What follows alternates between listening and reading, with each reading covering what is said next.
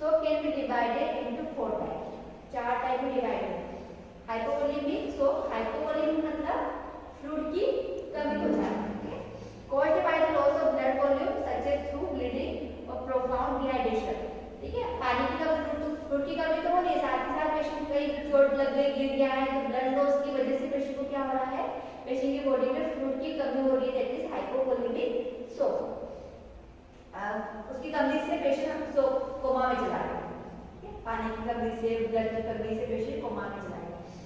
And cardiogenic, so result of a weakened heart that is unable to pump blood as efficiently as it once did, commonly after a massive heart attack.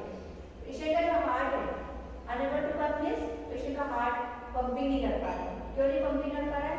जो उसको demand चाहिए blood की, वो demand time पे नहीं मिल पा रहा है, ब्लड नहीं मिल पा रहा है, साथ ही साथ ऑक्सीजन नहीं मिल पा रहा है, तो पंपिंग करना बंद है. बॉडी में ब्लड ही नहीं होगा तो कहाँ से पंपिंग करेंगे? पंपिंग करने के लिए क्या चाहिए? ब्लड चाहिए.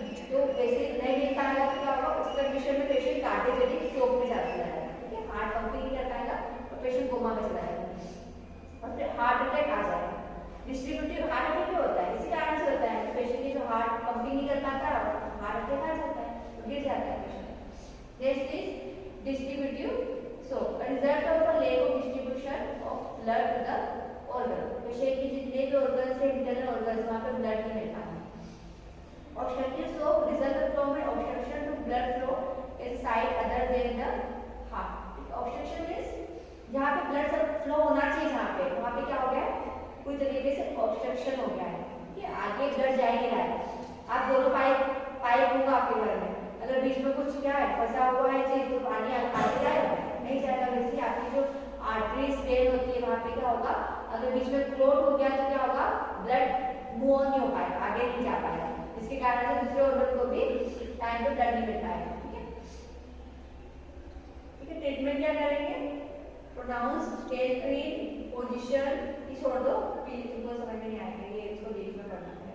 Position the casualty on their bed. Position पहले पोजीशन देना है. जब भी पेशेंट को ब्रीथिंग डिफिकल्टी होगा उल्टा लेटा है, पता है इसे, उल्टा लेटाओगे, डाउन पोजीशन दोगे. ठीक है, पोजीशन चेंज करना है तो पेशेंट अच्छे से सांस लेने लगेगा. या फिर थोड़ा सा लेटर पोजीशन. जब भी पेशेंट को सुपाइन देते हैं तो क्या होगा, ब्रीथिंग डिफिकल्टी बढ़ जाएगा. ठीक है, सुपाइन तो ले रहे पर ऐसे पेशेंट को क्या करना